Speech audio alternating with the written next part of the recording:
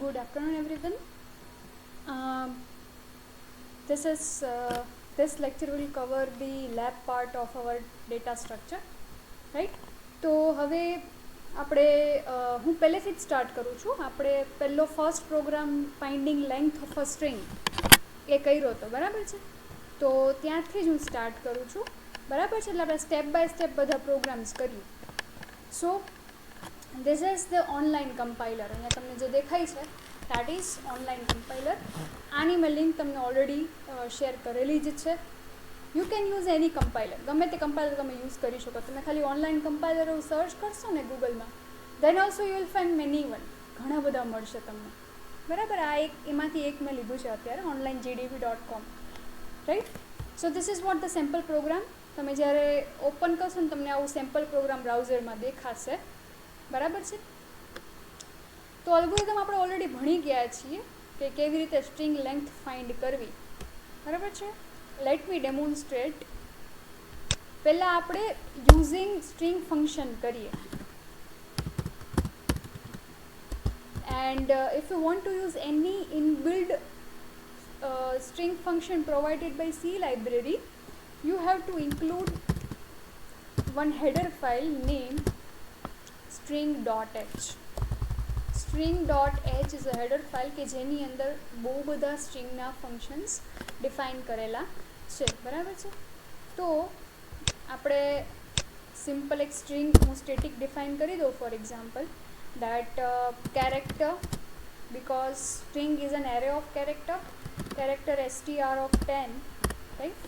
Let me assign some static value to it, બરાબર છે? For example hello world, બરાબર છે? and I want to find the length of this string. So if I want to use any inbuilt function which is strlen, right? I have defined one variable c will, it is an integer variable, કેમ કે જે strlen function આપણે use કરશું, strlen function જે છે, right, એ શું કરશે? એ return કરશે ઇન્ટીજર વેલ્યુ, કે ભાઈ શું લેન્થ છે, ઇન્ટીજરમાં રિટર્ન કરશે. Simply what we have to pass strlen, then name of the variable which contains the string. એટલે આપણો str વેરિયેબલ જેની અંદર સ્ટ્રિંગ સ્ટોર કરાવેલી છે, right? It will return integer value, એટલે હું એને કેમાં સ્ટોર મારે કરાવવું પડશે. So I have stored return value into C variable, જે ઓલરેડી મેં અહીંયા ડિફાઇન કરેલો છે, બરાબર છે? Let us print it. printf, obviously length of the string,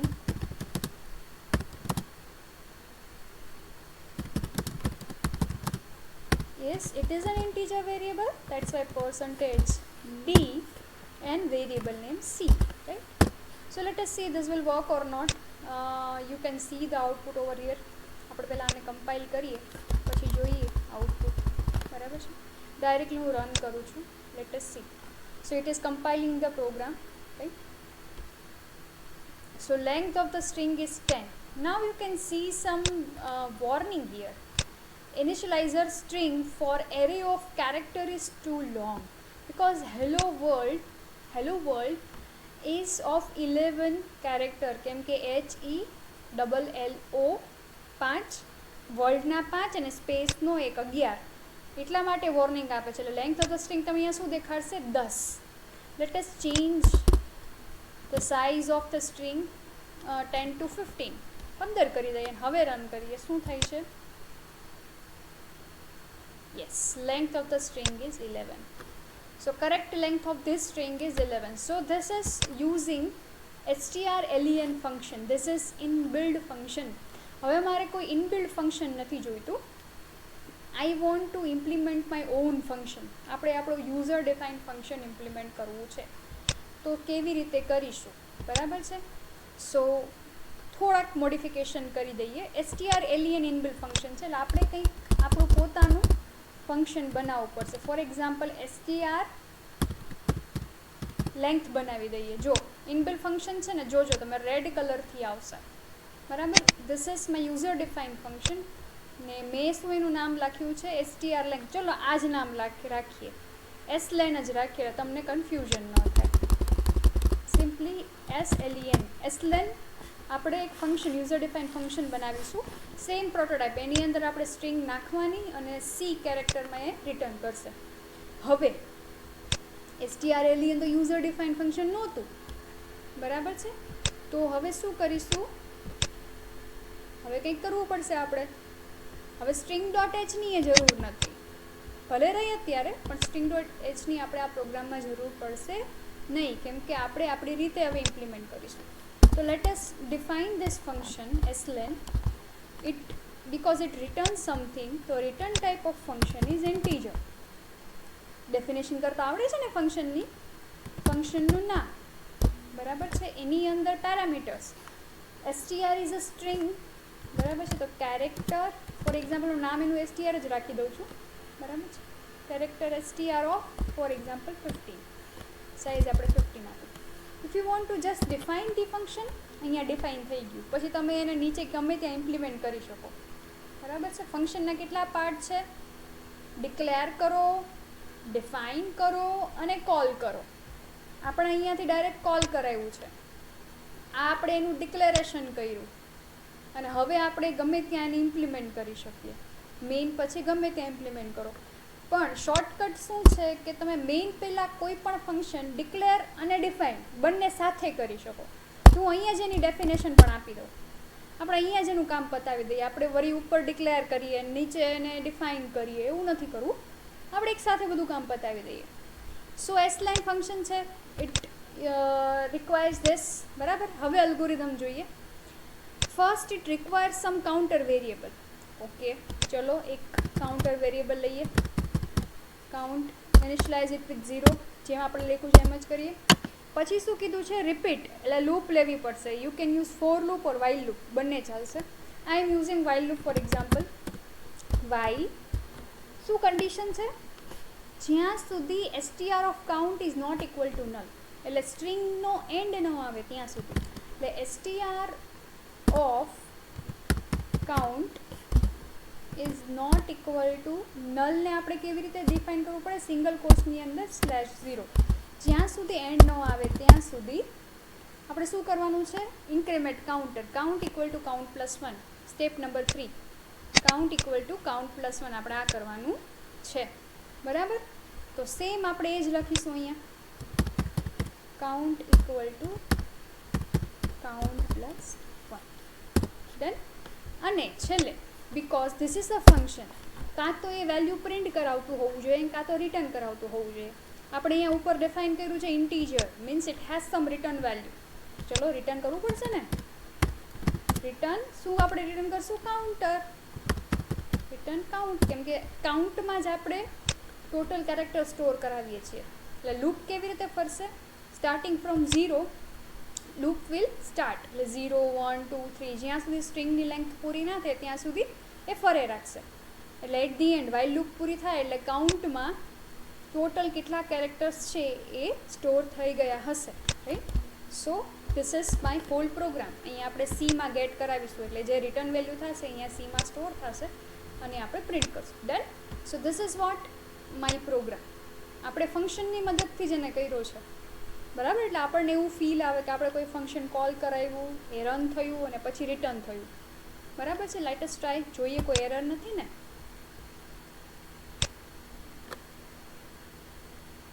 Okay, there is no error and it has printed length of the string is 11. The same message and same output as the inbuilt function provided by C. So see, very easy. આપણે અહીંયા while loop લીધી છે. while loop મારે નથી રાખવી, બરાબર. એની જગ્યાએ હું સિમ્પલ એકદમ સરળ for loop રાખી દઉં તો for count starts from 0 જ્યાં સુધી str of count null ન થાય ત્યાં સુધી, બરાબર. count plus plus, done. કંઈ કરવાનું જ નથી, બરાબર છે. સો ધીસ આ લૂપ ફરશે ને છેલ્લે કાઉન્ટમાં વેલ્યુ આવશે. જોઈએ આ પણ સેમ આઉટપુટ આવે છે. એક લાઇનમાં આપણું આખું ફંક્શન આવી ગયું. Yes, it gives the same out. બરાબર છે. તો વાઇલ લૂપ યુઝ કરો કે તમે સિમ્પલ ફોર લૂપ યુઝ કરો, બોથ આર સેમ, બંને સેમ છે. ખાલી કમાલ શેનો છે અહીંયા? કન્ડિશનનો. તમને ટર્મિનેટિંગ કન્ડિશન સાચી રાખતા આવડે એટલે તમારી લૂપ બરાબર ચાલે. So this program is of finding the length of the string. ચલો હવે આપણે નેક્સ્ટ પ્રોગ્રામ કરીએ. બરાબર છે. હું આમાં એડિટ કરીશ બધું, આ ડિલીટ કરી નાખું છું. બીજો પ્રોગ્રામ મારે કરવો છે સ્ટ્રિંગ કોપીનો. બરાબર છે. એના પછીનો પ્રોગ્રામ આપણે કરીએ સ્ટ્રિંગ કોપી.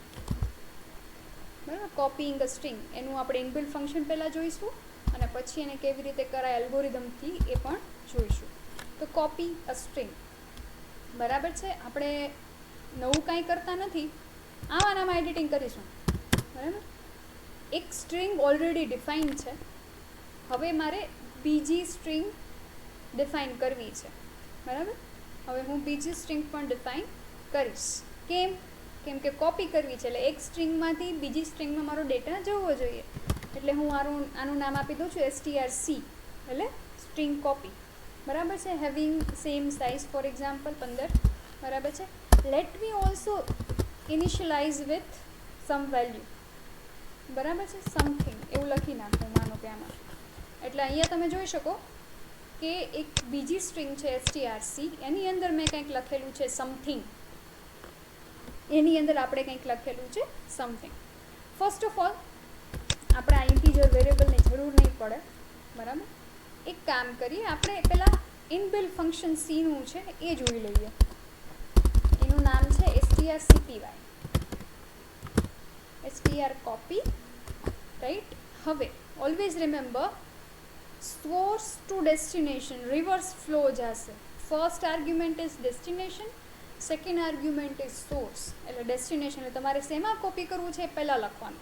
એટલે મારે કોપી કરવું છે strcમાં. strcમાં આઈ વોન્ટ ટુ કોપી, એટલે હું એને પહેલાં લખીશ. કેમાંથી કોપી કરવું છે? તો કે strમાંથી.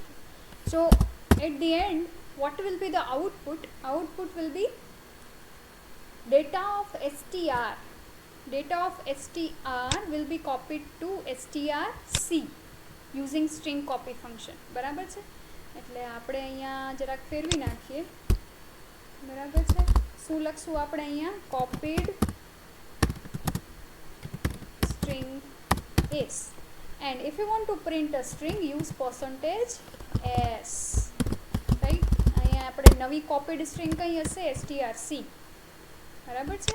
જો strcમાં સમથિંગ લખેલું છે અને strમાં હેલો વર્લ્ડ છે, એટલે આપણે કોપી કરીએ છીએ ડેટા strનો strcમાં, તો એઝ ઇટ ઇઝ ડેટા આવવો જોઈએ. એટલે strc હું પ્રિન્ટ કરાવું ત્યારે એમાં એઝ ઇટ ઇઝ strનો ડેટા એટલે કે હેલો વર્લ્ડ આવવું જોઈએ. લેટ અસ સી કોઈ એરર છે, જોઈએ, કમ્પાઇલ કરીને જોઈ લઈએ.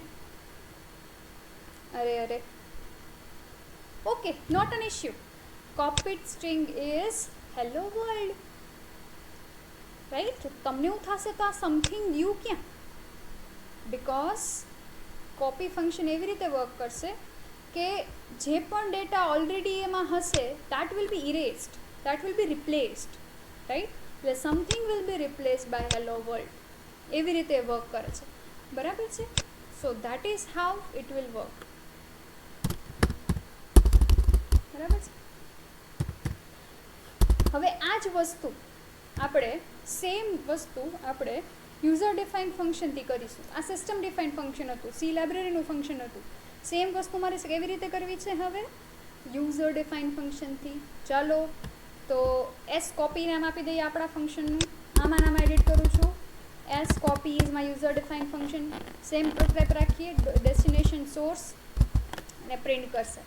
એસ કોપી અહીંયા કોલ તો કરી દીધું, પણ ડિફાઇન તો કરો, ક્યાંક તો ડિક્લેર કરો, ડિફાઇન કરો. લો, આપણે અહીં ઉપર જ કરી દઈએ. અત્યારે આપણે એની કોઈ રિટર્ન વેલ્યુ રાખી નથી, એટલે હું વોઇડ રાખીશ.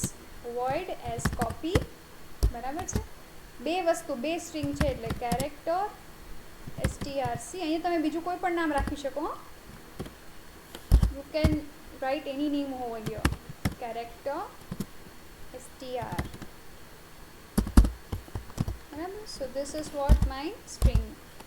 બે પેરામીટર છે. અહીંયા હું એને ડિફાઇન પણ કરી દઈશ. આપણે અહીંયા જેની ડેફિનેશન લખી નાખીએ એટલે આપણે ડબલ મહેનત ન કરવી પડે. હવે સ્ટ્રિંગ કોપી શું કહેવા માગે છે, તો પહેલું સ્ટેપ છે ઇનિશિયલાઇઝ વન કાઉન્ટર. ચાલો લઈ લઈએ ઇન્ટીજર કાઉન્ટ. હું એને સી કરી નાખું તો બહુ લખવું નહીં મારે. ચલો આપણે કાઉન્ટને સી લઈ લઈએ. એક આપણે કાઉન્ટર વેરિયેબલ સી લઈ લીધો. હવે શું કહે છે, લૂપ ફેરવો.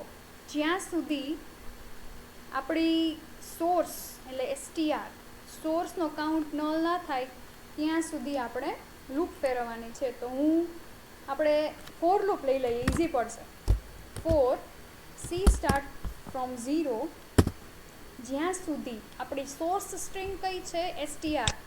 આપણે અહીંયાથી અહીંયા કોપી કરવાનું છે એટલે સોર્સ સ્ટ્રિંગ કીધી છે એટલે STR of C is not equal to null. જ્યાં સુધી એ નલ ના થાય ત્યાં સુધી આપણે ફેરવવાની છે.